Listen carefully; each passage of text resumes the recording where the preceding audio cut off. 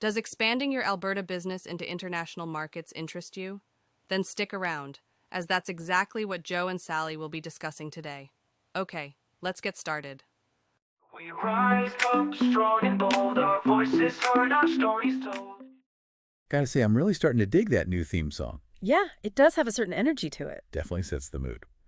Okay, so you asked us to dive into the Alberta Export Expansion Program, or AEEP, and that's exactly what we're going to do today. We've got all the official info right here from the government website, eligibility guidelines, the whole 9 yards. The works. So basically, we're going to figure out together, do you qualify, and how to get your hands on this funding. Exactly. Awesome. So first things first, what exactly is the AEEP? Well, it's designed to help businesses and organizations based right here in Alberta expand their reach internationally.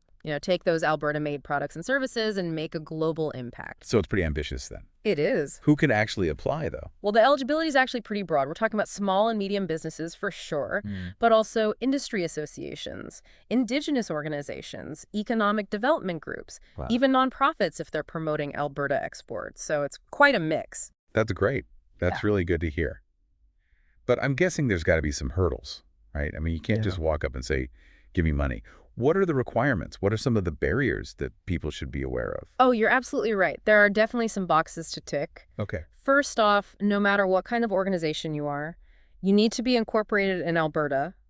Good standing, obviously. Right. Been operating and physically present here in Alberta for at least a year. Okay. You need to have at least one full-time employee who's based here. Okay. And be prepared to cover at least 25% of your own trip costs. So you really have to be a legitimate player in the Alberta scene. Exactly. Plus, you've got to have attended an international trade event Okay. after April 1st, 2024, and have proof of registration. Good. And you can't wait around to apply either. You have 2 months 2 months. from the start of the event to get that application in. Wow. Okay. So that's a tight deadline to keep in mind.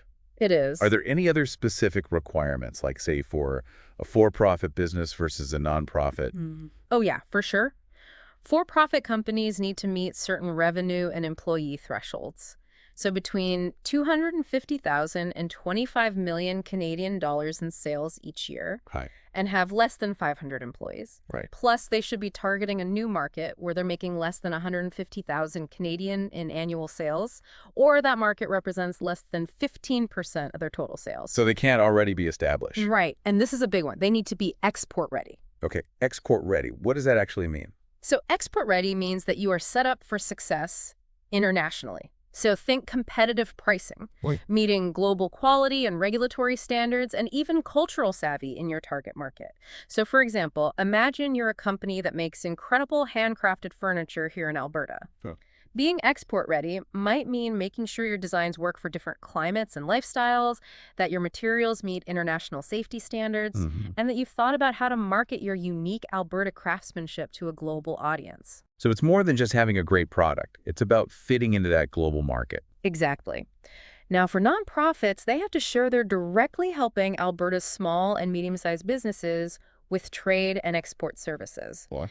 They need a solid trade promotion plan and evidence that their participation in these international events is actually benefiting Alberta companies. So everyone needs to prove that they're serious about boosting Alberta's global presence, just in slightly different ways. Precisely. So tell me about the fine print. What kind of deadlines or specific requirements should people be really paying attention to? Well, we already talked about that 2-month window after an event to apply. Right. But here's the real kicker. It's first come, first served until that annual budget of 1 million Canadian dollars is gone. So you got to be quick. So no waiting list or anything. It's just like a race to the finish line. That's right. Now, the good news is the AEEP website has a real-time tracker for the funding, so you can see exactly how much is left. They also have a really handy pre-screening questionnaire you can use even before you travel. Oh, that's great. It doesn't guarantee your eligibility or anything, but it gives you a pretty good sense of whether you're on the right track. I love that it saves people so much wasted effort. Exactly. So where can people go for help if they need it? The AEEP team is actually super helpful and easy to reach. You can email them at email protected. They're available during regular business hours, Monday to Friday, except for holidays, of course. Fantastic. Having that direct contact can make a huge difference. Yeah. Now, you mentioned Indigenous organizations being eligible earlier. What kind of impact do you think this program could have on Indigenous communities specifically? That's a really good point. I think this program has the potential to be really significant for Indigenous businesses and communities in Alberta. It could be a game changer for economic empowerment and self-determination. Can you give some examples of how that might look in practice? Absolutely. Imagine an Indigenous-owned company that makes beautiful beadwork and leather goods. This program could help them showcase their work at a major international fashion event, Yeah. potentially opening up a whole new customer base and boosting their economic independence. Or consider an Indigenous-owned tourism company that offers eco-tours of their traditional territory. The AEEP could help them market their unique cultural experiences to international travelers, bringing in revenue and fostering cultural understanding. Those are great examples. It really shows how this program could support both economic and cultural growth in Indigenous communities. And let's not forget the potential for Indigenous food producers. Right. Imagine a company specializing in wild rice harvesting or traditional berry products getting the chance to share their unique and sustainable food practices with the world. I love that. So there's a real opportunity for a diverse range of Indigenous businesses to benefit from this program. Exactly. Before we get into all the details about the funding, I want to remind everyone listening that we've included a link to the full AEEP program guidelines in the episode description below. So make sure you check that out for all the comprehensive details and finer points. Always good to have the full picture. It really is about taking those first steps toward global recognition. Yeah, giving them a chance to shine on an international stage. All right, so now that we know who can apply and what to watch out for, let's get to the good stuff, the funding details. What kind of financial support are we talking about here? Okay, so there are two main types of funding you can get through the AEEP: per diem and event registration. Per diem is meant to help you with your travel and accommodation costs. It's 400 Canadian dollars per day for the first traveler and $200 a day for a second traveler from the same organization. Oh. This covers the event days themselves plus 2 travel days. But you'll need documentation to prove your travel dates. So it's not just being there, it's getting there and back too, which makes sense. Those costs can really add up. Exactly. Now, for event registration, they'll reimburse you 50% up to 1,000 Canadian dollars per organization for each event. So if you've got a big conference to attend with a hefty registration fee, this can really help. Yeah, that's not bad at all. Is there a limit to how much one organization can receive? Yes, there is. There's a cap of 15,000 Canadian dollars per organization per program year. Yeah. And that program year runs from April 1st to March 31st. Got it. So you've got up to 15 grand to play with to expand your international reach. But, beyond the money, what other benefits do you see this program offering to Alberta businesses and organizations? I think one of the biggest benefits, and people don't always talk about this, is the boost in confidence and validation it provides. For a lot of businesses, especially smaller ones, the idea of going global can be really intimidating. Oh, for sure. There are unknowns, right? Cultural differences, a whole new set of challenges. But having a program like this backing you, knowing that the government supports your ambitions, can really empower these businesses to take that leap of faith. It's like a stamp of approval. Mm-hmm. Like, hey, we believe in you. Go out there and make Alberta proud. Exactly. And that can make a huge difference psychologically. It can be the difference between hesitantly dipping a toe into the international market and diving in headfirst with confidence. I love that. It's not just about the money. It's about fostering that culture of ambition and international engagement here in Alberta. Absolutely. And that can lead to all sorts of amazing things. Increased innovation, job creation, a more diverse and resilient economy for the whole province. It all ties together. We talked about Indigenous organizations being specifically named as eligible applicants. What are your thoughts on how this could impact Indigenous communities and businesses? I think this program has massive potential for Indigenous peoples here in Alberta.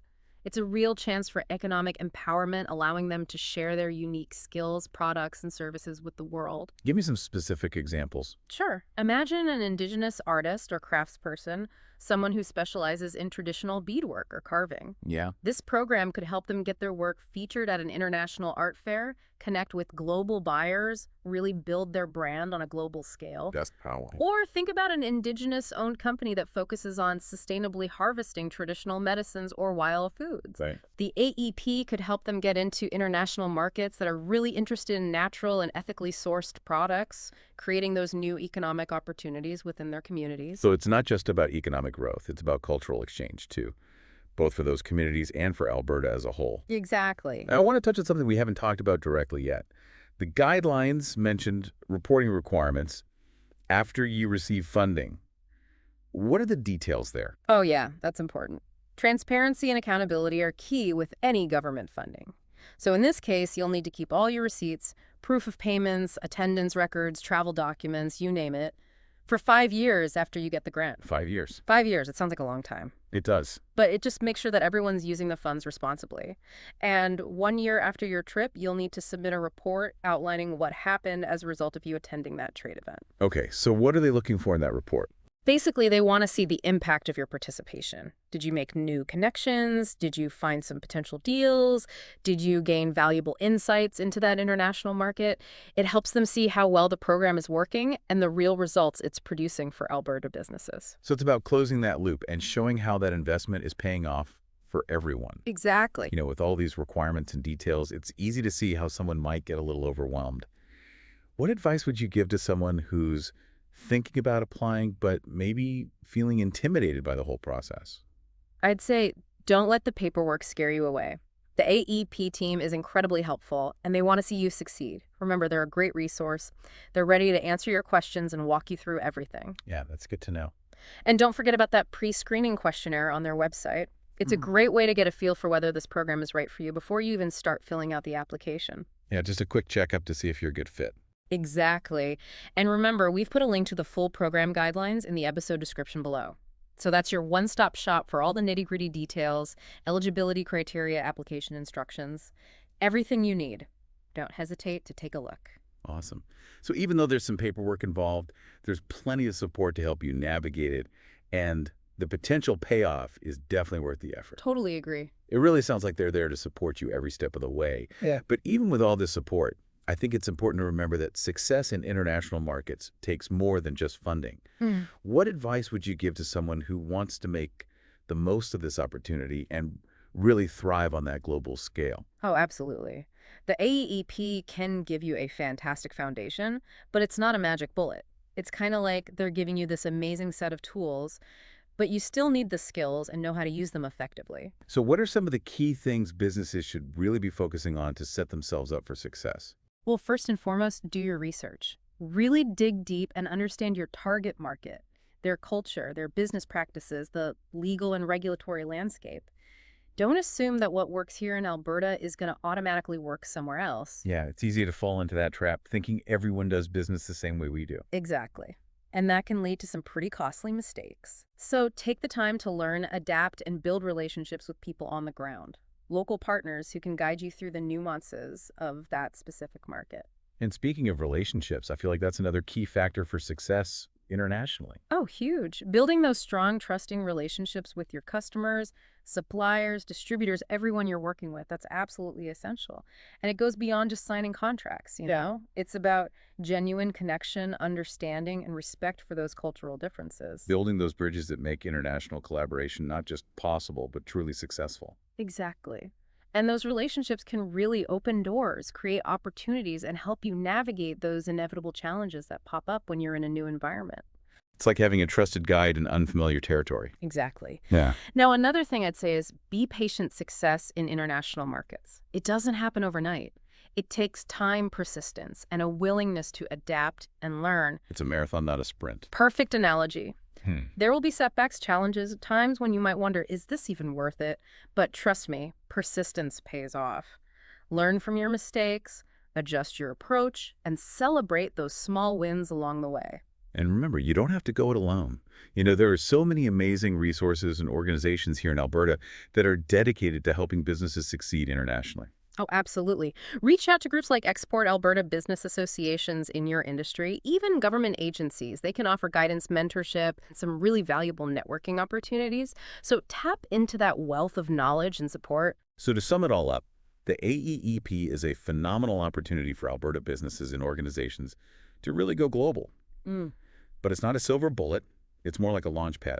It takes planning, research, relationship building, and a good dose of patience to really make it in the international market. Beautifully put. And as you embark on this exciting journey, remember, you're not just representing your business, you're representing Alberta. Yeah, show the world what we can do. Exactly. And to our listener, we believe in you. You got this. And as always, thanks for joining us on this deep dive into the AEEP. Don't forget to grab those program guidelines in the episode description below.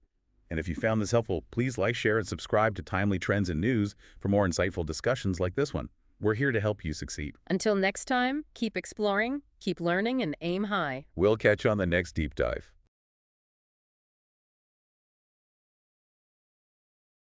Hello, my name is Cheryl, and I am the creator of the Timely Trends and News YouTube channel.